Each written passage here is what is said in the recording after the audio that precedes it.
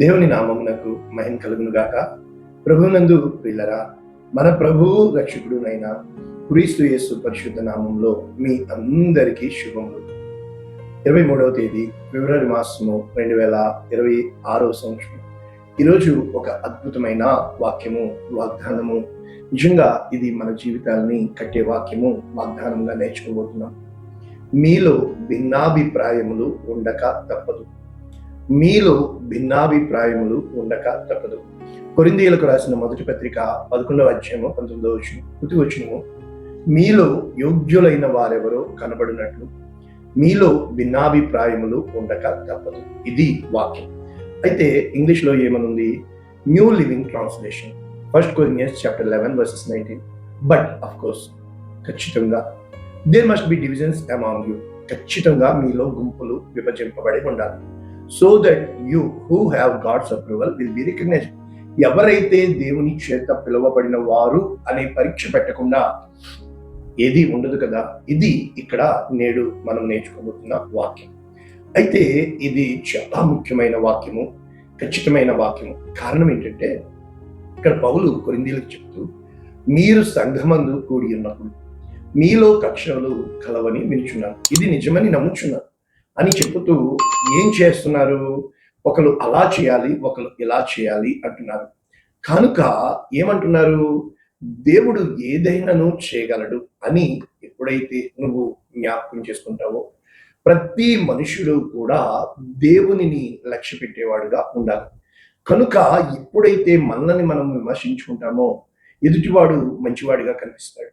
అయితే ఎప్పుడైతే ఎదుటివాడు మనము విమర్శిస్తామో, మనము మంచి వాళ్ళంగా కనిపిస్తాం. కనుక నాలో చెడు ఎప్పుడు నాకు కనబడింది. ఇక్కడ మనకి ఇవ్వబడిన ఈ యొక్క భావం ఏంటంటే, యోగ్యులైన వారు అంటే రిజల్ట్ ఏంటి? యోగ్యత. ఎవరు యోగ్యులు అని తెలియాలంటే ఖచ్చితంగా పోటీ ఉంటుంది. పరిశుద్ధ గ్రంథం అంతా కూడా 2 గుంపులు మనం చూస్తున్నాం. మొట్టమొదట వెలుగు, చీకటి. రెండవది నీళ్లతో నింపబడింది, ఆరిన భూమి. మూడవది పైన ఆకాశం, కింద ఆకాశం, పై జలములు. అంటే అన్నీ కూడా రెండు పరిసయ్యుడు, సుంకరి. అదే విధంగా నీతిమంతులు, అనీతిమంతులు, విశ్వాసులు, అవిశ్వాసులు. ఇలాగా ప్రతి చోట కూడా 2 గుంపులు ఉంటాయి. అయితే మనం ఇప్పుడు ఏం నేర్చుకోబోతున్నాం? దేవుడు ఎవరి పక్షాన ఉంటాడు. చాలాసార్లు మనం ఒప్పుకోలేమన్నమాట. నేను కూడా కొన్ని విషయాలు నా జీవితంలో జరగకూడదు అని చాలా ప్రయత్నం చేశాను. నా వల్ల కాలా. అప్పుడు చూద్దాం. స్పష్టంగా దేవుని స్వరం విన్నాక, ఇది ఖచ్చితము అని తెలిసాక, అంటే అర్థం ఏంటంటే, ఇక్కడ యోగ్యులైన వారు కనబడినట్లు. Who is approved by God అంటే నీ పక్కనే నీ పక్కనోడు ఉంటాడు.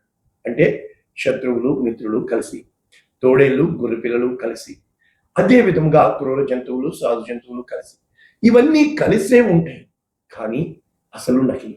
వీటిలో అసలైంది ఏది అనేది యోగ్యత, అప్రూవల్. దీనికి డొకోమై అని రాయబడి, అంటే ఒక పరీక్ష.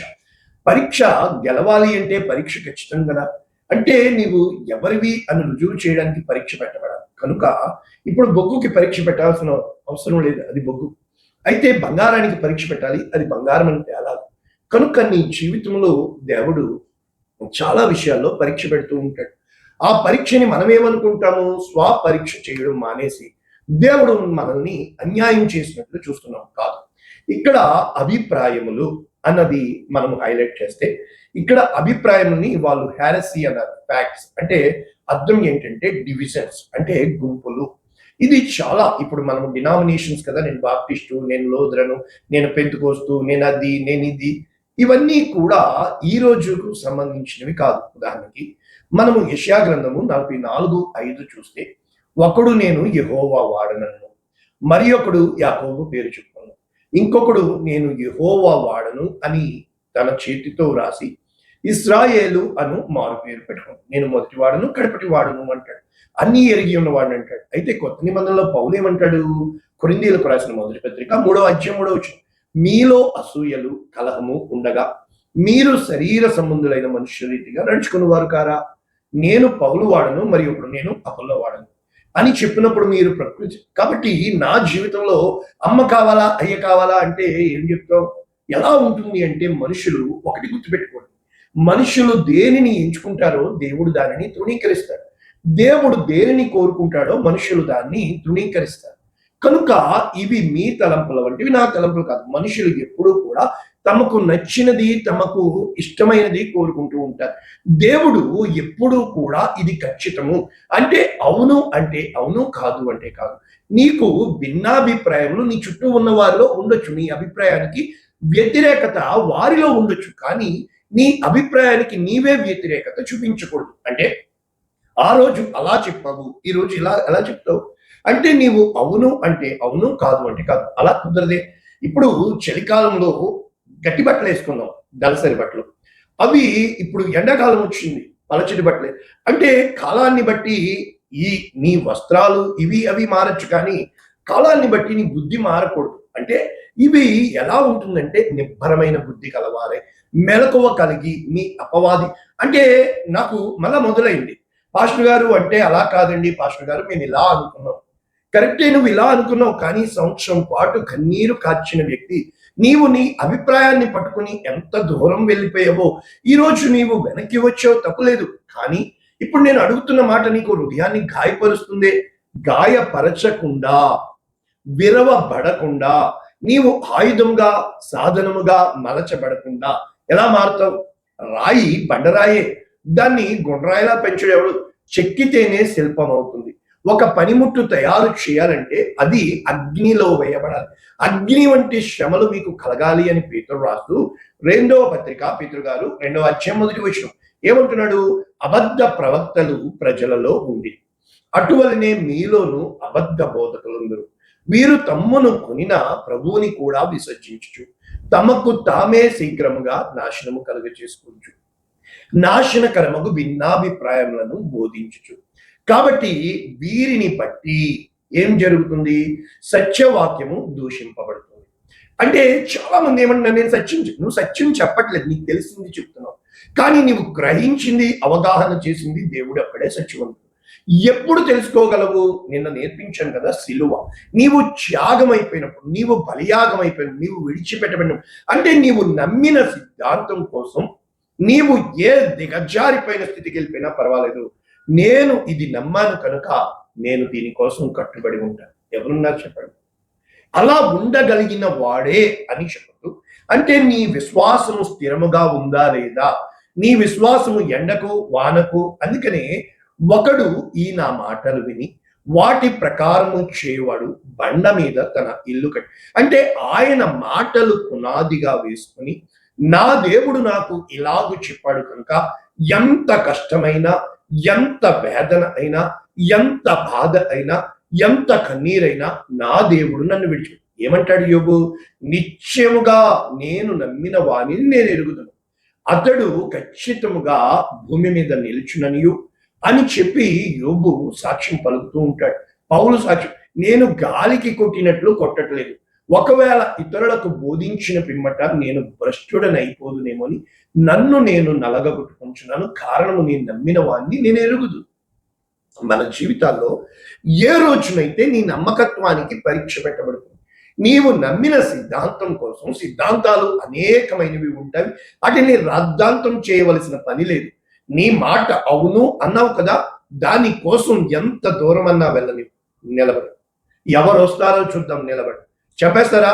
అది కూడా పౌలు చెప్తున్నాడే, బ్రతుకుట క్రీస్తే, చవైతే లాభం. నేను ఇలా అనుకున్నాను, ఏవేవి లాభకరములో అంటే పౌలు ఏమంటాడంటే, ఇకను జీవించు వాడను నేను కాను, క్రీస్తేసే నా యందు జీవించాడు. ఈ శరీరమందు నేను జీవించుచున్న ఈ జీవితము నన్ను ప్రేమించి నా కొరకు తన ప్రాణము అర్పించిన యేసు క్రీస్తు దేవుని కుమారుడి విశ్వాసములో జీవిస్తున్నాడు. అంటే ఇక్కడ ఇవే పదాలు, ఈ విభేదాలు అన్న మాట ఎక్కడ రాయబడింది? హారెసిస్. గలతీయులకు రాసిన పత్రిక 5వ అధ్యాయం 19-20 వచనాలు మనం చూసినప్పుడు శరీర కార్యములు అన్నమాట. జారత్వము, అపవిత్రత, కాముకత్వము, విగ్రహ ఆరాధన, అభిచారము, ద్వేషము, కలహము, మత్సరము, క్రోధము, కక్ష. కనుక ఇక్కడ రాయబడింది భేదములు. చూసారు? విమంతములు, అసూయలు, మత్తతలు, అలరితో. ఏ రోజునైతే వీటితో నీవు దేవుని, అవునండి చూద్దాం ఎవరు గెలుస్తారో చూద్దాం. అంటే నీవు నమ్మిన దాన్ని నీవు గట్టిగా పట్టుకోవాలి. అలా ఇలా కుదరదు. కనుక కొన్నాళ్ళన్నీ బాగానే ఉంటాయి. మనుషులందరూ గుంపు దండాలుగా వస్తారు, దండాలు పెట్టేవారుగా ఉంటారు. అయ్యబాబోయ్ నీ అంతటి లేరు అని అండాలు పెడుతూ ఉంటారు. కానీ మనుషులు గాలికి చెదరగొట్టుకుంటూ వల్లే ఏ ఎండకి ఆ గొడుగు పట్టేవాళ్ళుగా వారి లక్ష్యాన్ని వాళ్ళ కాలం టైంపాస్ కోసం చూస్తారు తప్ప, ఎవరైతే నీకు ఒక దర్శనం ఇవ్వబడుతుందో ఆ దర్శనములో దేవుడు నిన్ను పుటము వేస్తూ ఉంటాడు. ఉదాహరణకి సౌలుకి దర్శనం ఇచ్చాడు. ఎవరు? పాత నిబంధన రాజుగా చేశాడు. ఏం చెప్పాడు? నీవు బలి అర్పించొద్దు, నేను వస్తాను బలి అర్పిస్తాను. అయితే మొట్టమొదట తెగించి బలి అర్పిస్తాడు. అప్పుడు వెంటనే సమూయేలు వస్తాడు. చెప్పిన మాట వినుట అంతే కదా బలుల కంటే శ్రేష్టం. రెండవసారి మళ్ళా అమాలేకీయులను తుడిపెట్టేయాలి. కానీ బలికి మంచి పుష్టిగా ఉన్నాడు. ఎవడు చెప్పాడు తెమ్మని అని చెప్పి వాటిని తెగ నరుకుతాడు. హేయమైనది నీ దేవునికి బలి ఇవ్వకూడదు. అంటే చెప్పబడిన ప్రతి దర్శనములో మహారాజైన సౌలు, కానీ సౌలు మహారాజుగానే ఉంటాడు. ఒక్కసారి దేవుడు చెప్పాడుగా. అయితే ఈలోపు దేవుడు హృదయం పగిలి ఏడుస్తూ సమూయేలు 16 చూసినప్పుడు, ఎంతకాలం నీవు దుఃఖిస్తావు, లేచి నీ కొమ్ము తైలంతో నింపి. ఆ యెషయి కుమారుల్లో ఒక కుమారుడు అతను విడిచిపెట్టబడ్డాడు. గొర్రెలు 7 కుమారులు వచ్చిన పడ్డారు. ఇంతమందినా అన్నారు. అక్కడ అప్పుడు ఆఖరివాడు వచ్చాడు. ఆఖరివాడు వచ్చిన మరుక్షణము దేవుని ఆత్మ దావీదు మీదకి వచ్చింది. నేను ఇతన్ని ఏర్పరచుకున్నాను. కానీ ఆ నాటి నుండి సౌలు విషపు చూపు చూపిన కనుక దావీదు ముందుకు వెళ్తున్నాడు, సౌలు తరుముతున్నాడు. దావీదు దేవుణ్ణి చూస్తున్నాడు. ఇదే సౌలు దావీదుని మాని దేవుని వైపు లక్ష్యం ఉంచి ఉంటే ఎంత బాగుండేది. ఈ రోజున మనము ఎవరిని లక్ష్య పెడుతున్నాం? మనిషినా? నీకంటే ముందుగా వెళ్తున్న మనిషినా? వాడు పరిగెట్టేస్తున్నాడా? కోట్లు కట్టేస్తున్నాడా? మేడలు కట్టేస్తున్నాడా? మాటలతో మాయలు చేస్తున్నాడా? ఎందుకు భయపడుతున్నావు? నిన్ను పిలిచిన దేవుడు లంచం తీసుకోలేదు సుమా. నిన్ను పిలిచిన దేవుడు అన్యాయస్తుడు కాదు సుమా. నిన్ను పేరు పెట్టి పిలిచి నీ చెయ్యి పట్టుకొని నడిపిస్తున్న దేవుడు వాగ్దాన దేశంలో నువ్వు చేరాలి అంటే ఖచ్చితంగా సీమోను, యోనా కుమారుడు అయిన పేతురు, నిన్ను జల్లెడ వేయటకు నా దగ్గర తీసుకుంది. యోబుని అవకాశం తీసుకుంది. ఖచ్చితంగా ఇది దుష్టుని గడియ. మనుషుల నోటికి నువ్వు నేను అప్పగింపబడాలి. ఈ అప్పగింపబడినప్పుడు మనుషుల ఇచ్చను బట్టి వెళ్తావా? దేవుని మనుషుల్ని సంతోష పెట్టడం అంటే కొంతకాలం, దేవుని సంతోష పెట్టాలంటే ఎంతకాలమో మనకు తెలియదు. కనుక ఏ రోజునైతే నీవు ఏ మార్గము ఎంచుకోబోతున్నావో జాగ్రత్త సుమా. ఆ మార్గములో ఖచ్చితంగా నీకు శ్రమ ఎదురవుతుంది. నిన్ను చేరే మార్గములో నేనుండగా ముళ్ళే నా కాళ్ళకు అడ్డం వచ్చేగా. కనుక అవి ఖచ్చితంగా నీ మార్గంలో ఎన్నో ఆటంకాలు, ఎన్నో అవమానాలు, ఎన్నో నిందలు అయినా కూడా నీవు ముందుకు వెళ్ళేవాడిగా, నీ చుట్టూ ఉన్న వాళ్ళు వాళ్ళ అభిప్రాయాలు రుద్దుతూ ఉంటారు. నీవు వాటిని ఎన్నడూ లక్ష్య పెట్టకుండా విశ్వాసమునకు కర్తయు దాన్ని కొనసాగించువాడైన యేసు వైపు నువ్వు చేస్తున్న ప్రతి నిర్ణయము, నువ్వు వేస్తున్న ప్రతి అడుగు, చెప్పుతున్న ప్రతి మాట కూడా నీ లక్ష్యమును సాధన చేసేవాడిగా, నీ గమ్యమును గుర్తెరిగిన వాడిగా, దేవుణ్ణి ప్రియపరచడానికి నీ హృదయాన్ని కట్టుకున్నవాడిగా ఉన్నప్పుడు ఏ రోజునైతే ఆ విధంగా ఉంటావో, ఇక్కడ దేవుని వాక్యం చెప్తుంది పాత నిబంధనలో ధర్మశాస్త్రంలో ద్వితీయోపదేశకాండం 13:3 ఏమని ఉంది? అతడు నీతో చెప్పిన సూచక క్రియ గాని, ఎవరు ఇతను?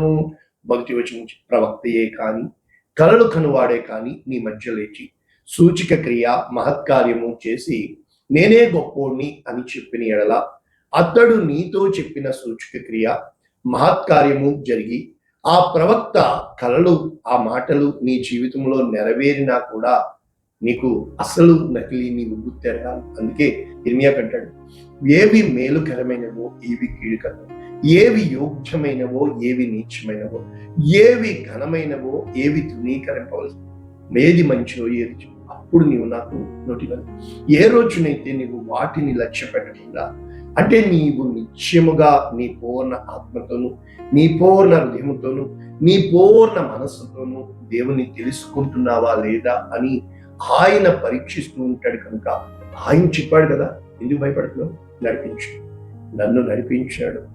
నేను ధైర్యంగా అన్నీ పోయి అందరూ పోయారా లైక్ లేదు ఎవరు చొందిల్ పెళ్ళైతే ఎందుకు బాధపడి ఒక రోజున నీ అంత మనుషుడు ఈ రోజున ఏ రోజునైతే ఈ మనుష్యుల మాటలకి నువ్వు కుంగిపోయేవాడిగా, ఈ మనుష్యుల మాటలకి నువ్వు కుంగిపోయేవాడిగా ఉంటావో నీ వలన దేవునికి ప్రయోజనం లేదు. దేవుని మాటకి నీవు కుంగిపోయినా, కృంగిపోయినా, విరిగిపోయినా, నలిగిపోయినా నిర్భరము కలిగి, ధైర్యము కలిగి, నిన్ను పిలిచిన వాడు నమ్మదగిన వాడు. నా ప్రాణమా నాలో ఎందుకు తొందరపడుతున్నావు? నా ప్రాణమా నిన్ను పిలిచిన దేవుడు నమ్మదగిన వాడని. పరిశుద్ధుడా, ప్రేమ కలుగుతుంది. విత్తబడిన వాక్యము అనేక మందికి ఆశీర్వాదం, అనేక మందికి దీవెన, అనేక మంది రక్షణకు ఆధారంగా చేయమని ఈ వాక్యమును పరిశుద్ధపరచమని. నేటికైనా అభిప్రాయాలు భేదాలు ఖచ్చితంగా వస్తాయి. నిర్భరమైన బుద్ధి కలిగిన వారి సహాయం చేయమని యేసునామమున దీవించి సమాధానం లైక్ చేయండి, సబ్స్క్రైబ్ చేయండి, అనేక మందికి పంపించండి. ఛానల్ని మీరు పంపిస్తేనే ఇది వెళ్తుంది. Thank you. God bless you.